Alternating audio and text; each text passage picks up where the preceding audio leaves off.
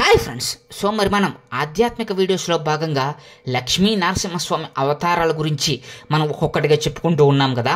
So Lakshmi Narasimhaswamy అవతారం అనేది ఒక గొప్ప అవతారంగా విష్ణువుకు సంబంధించినటువంటి ఏకైక గొప్ప అవతారంగా అయితే చెప్పబడుతుందని మనందరికీ తెలుసు. మరి ఈ యొక్క అవతారం ఆ శక్తులన్నీ కూడా నవనారసింహ క్షేత్రాల్లో అయితే నిక్షిప్తమై ఉన్నాయనడంలో ఎటువంటి సందేహమూ లేదనమాట. సో నారసింహ క్షేత్రాల్లో కూడా ప్రతి ఒక్క నారసింహ క్షేత్రానికి కూడా ఒక్కొక్క ప్రత్యేకత ఉంది. స్వామివారు ఉద్భవించినప్పటి నుంచి కూడా స్వామివారి యొక్క ఆలయానికి సంబంధించినటువంటి విశేషాలు కానీ అలాగే యొక్క అవతారానికి సంబంధించినటువంటి విశేషాలు కానీ ఎన్నో రకాలుగా చెప్పబడుతూ ఉన్నాయి. ఇవన్నీ కలిపి నవనారసింహ క్షేత్రాలుగా ఏర్పడ్డాయి. సో ఆంధ్రప్రదేశ్లో ఉన్నటువంటి నవనారసింహ క్షేత్రాల్లో భాగంగా ఈరోజు నేను మీకు చెప్పబోయేటువంటి ఒక గొప్ప పుణ్యక్షేత్రమే సో మరి పెంచలకోన ఆలయం అనమాట.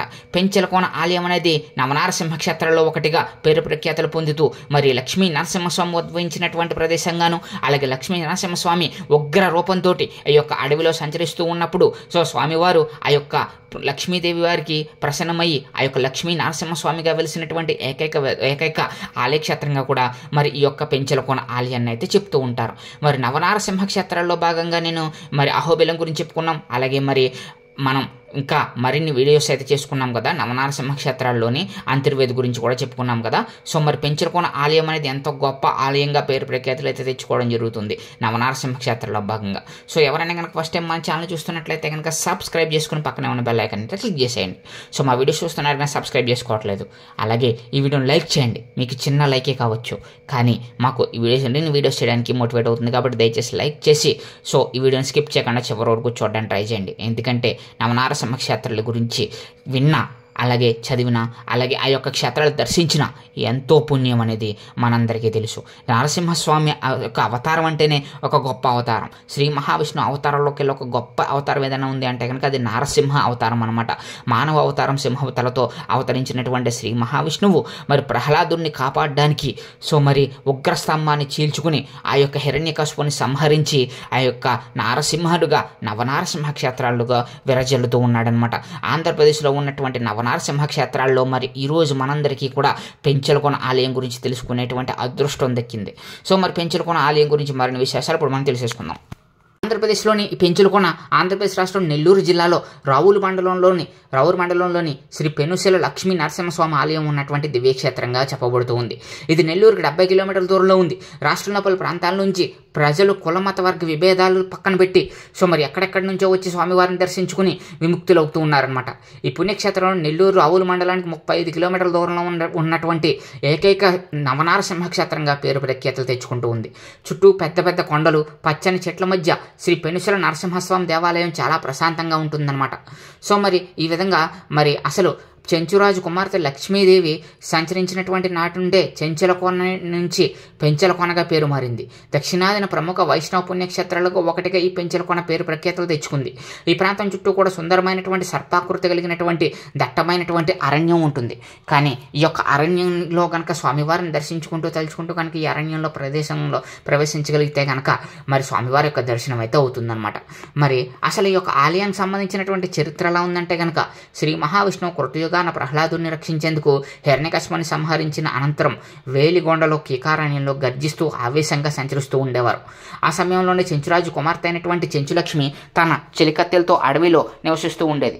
మరి ఆ విధంగా అడవిలో విహరిస్తూ ఉండగా స్వామివారి బేక రూపాన్ని చూసిన చెలికత్తెలు భయంతో పారిపోగా చెంచులక్ష్మి మాత్రం స్వామివారిని చూసి భయపడకుండా అక్కడే నిలబడి ఉండిపోయి స్వామివారిని ఆహ్లాదిస్తూ ఎంతో అద్భుతంగా స్వామివారిని అయితే ప్రార్థించడం జరిగిందంట.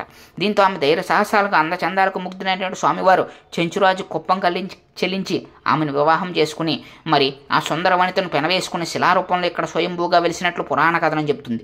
దీంతో స్వామివారిని పెనుశెల లక్ష్మీ నరసింహ స్వామివారుగా పిలుస్తూ ఉంటారు. అయితే చెంచులక్ష్మి స్వామివారి వివాహం ఆడారని తెలుసుకున్న ఆదిలక్ష్మి అమ్మవారు ఆగ్రహించి స్వామికి అల్లంత దూరంలో ఏటి అవతల గట్టుకు వెళ్ళిపోయినట్లు కూడా కథనం చెప్తూ ఉంటుందన్నమాట. దీంతో అమ్మవారు ఇక్కడ దేవస్థానం నిర్మించారనమాట. సో మరి ఈ విధంగా స్వామివారు ఆ యొక్క లక్ష్మీ నరసింహస్వామి అవతారం ఎక్కిన తర్వాత శాంత రూపంలో కాకుండా ఉగ్ర రూపంలో అడవిలోకి వెళ్ళిపోయి సో అడవిలో సంచరిస్తూ ఉన్న టైంలో మరి లక్ష్మీదేవి వారు మరి స్వామివారిని ప్రసన్నం చేసుకుని వివాహం చేసుకుంటంతో సో మరి ఆ విధంగా ఆ విగ్రహ రూపంలో ఆ యొక్క పెంచలకోనలో అయితే వెళ్ళేయడం జరిగింది లక్ష్మీ నరసింహస్వామి అవతారంలో. మరి ఆ విధంగా తూర్పు కనుమల మధ్య పర్వత ప్రాంతాల్లో నెల్లూరు కడప జిల్లాల మధ్య క్షేత్రం ఉంది. నెల్లూరు జిల్లా కేంద్రానికి 80 కిలోమీటర్ల దూరంలో సముద్ర మట్టానికి 3000 అడుగుల ఎత్తున ఉన్నటువంటి కోనక్షేత్రం నిత్యం శోభాయమానంగా వెలుగొందుతోంది. ఈ క్షేత్రం దట్టమైనటువంటి కీకారణ్యంలో ఉన్నప్పటికీ ఇక్కడికి వచ్చే భక్తులకు ఎటువంటి ఆపదలు క్రిమి కీటకాల నుండి తలెత్తమన్నమాట. అందువల్ల స్వామిని కొండి కాసుల వాడని, అలాగే మరి కోనలో గర్భగుడి 2020 సంవత్సరాల నాటికి సుమారు 700 సంవత్సరాల పూర్వం నిర్మించినట్లు కూడా మనందరికీ తెలుస్తుంది. భారతదేశానికి ఈ పేరు రావడానికి కారణం అంటే భరతుడి ప్రాంతంలోనే ఈ పెరిగారని, ఆయనను పెంచిన కణవ మహర్షి ప్రాంతంలో తపస్సు ఆచరించారని, ఆశ్రమం పక్కనే ఉన్న ఏరును కన్వలేరుగా పిలిచేవారని కూడా, కాలక్రమేణా అది కండలేరుగా మారినట్లు కూడా చరిత్ర కథనం చెబుతుంది. పెంచలకోనకు 6 కిలోమీటర్ల దూరంలో గోనుపల్లికి చెందిన ఒక బోయ గొర్రెల కాపరి గొర్రెలను మేపుకునేందుకు పెంచలకోన అడవిలోకి వెళ్ళగా స్వామి వృద్ధుని రూపంలో ఆ కాపరికి కనిపించి నారసింహస్వామి శిలారూపంలో ఇక్కడ వెలిశారని ఉన్నారని గ్రామస్తులకు తెలిపి ఇక్కడ ఆలయం నిర్మించాలని చెప్పారంట. వెనుతిరుగు చూడకుండా వెళ్ళని స్వామి అతను ఆదేశించగా కాపరి సరైన కొద్ది దూరం వెళ్ళి వెనుతిరిగిన తర్వాత స్వామివారు ఆ శిలగా మారినట్లు ఆ ప్రాంతంలో వాసి చెప్తూ ఉంటారు. ఈ విషయం తెలుసుకున్నటువంటి గ్రామస్తులు వారికి దేవస్థానం నిర్మించి పూజా కార్యక్రమాలు నిర్వహిస్తూ ఉన్నారు. 1959లో ఈ దేవస్థానం దేవాదాయ ధర్మాదాయ శాఖ ఆధీనంలోకి వచ్చింది. అప్పటి నుంచి కోన దినాభివృద్ధి చెందుతూనే ఉంది. మరి ఇక్కడ పంచలకోన ఆలయంలో స్వామివారికి ప్రతి సంవత్సరం కూడా బ్రహ్మోత్సవాలు కూడా జరుగుతూ ఉంటాయి. ప్రతి సంవత్సరం ఇక్కడ మే, ఏప్రిల్ మధ్యలో బ్రహ్మోత్సవాలు చాలా వైభవంగా జరుగుతాయి. తిరుమల బ్రహ్మోత్సవాలు జరిగేటప్పుడు పెంచలకోనకు స్పెషల్ బస్సులు వేస్తూ ఉంటారు.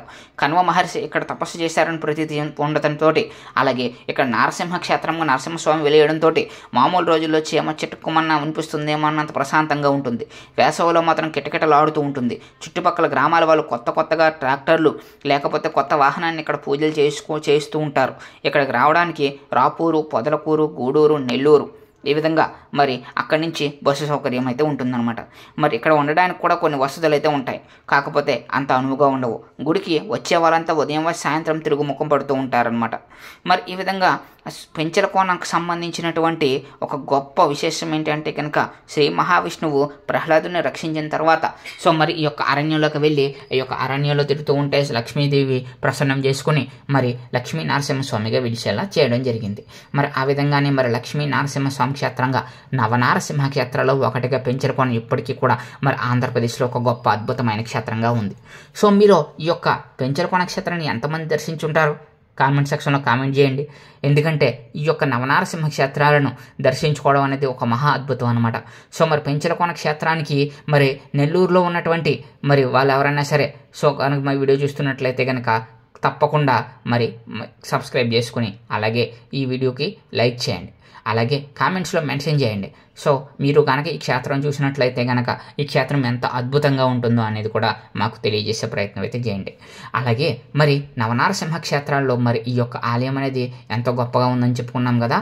మరి నెల్లూరులో ఉన్నటువంటి ఈ క్షేత్రానికి ప్రతి ఏటా కూడా అద్భుతంగా బ్రహ్మోత్సవాలు చేస్తూ, అలాగే స్వామివారిని అలంకారాలు చేస్తూ, అలాగే దట్టమైనటువంటి అరణ్యాల మధ్య వెలిసినటువంటి స్వామివారికి నిత్యము కూడా పూజలు చేస్తూ ఉంటారన్నమాట. మరి లక్ష్మీనరసింహస్వామి క్షేత్రం అంటేనే ఒక గొప్ప నారసింహ క్షేత్రంగా పేరు ప్రసిద్ధులు అయితే తెచ్చుకోవడం జరిగింది కదా.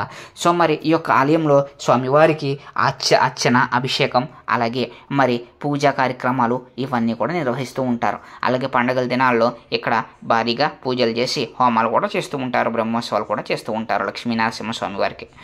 మరి ఈ విధంగా స్వామివారు వెలిసినటువంటి గొప్ప క్షేత్రంగా ఆంధ్రప్రదేశ్లో ఉన్నటువంటి పెంచలకోన గురించి తెలుసుకున్నారు కదా. మరి మీకు మరిన్ని ఇలాంటి ఇంట్రెస్టింగ్ అప్డేట్స్ కావాలనుకుంటున్నారా? అయితే వెంటనే మా ఛానల్ సబ్స్క్రైబ్ చేసుకుని పక్కన ఉన్న బెల్ ఐకాన్ క్లిక్ చేసేయండి. Thank you friends.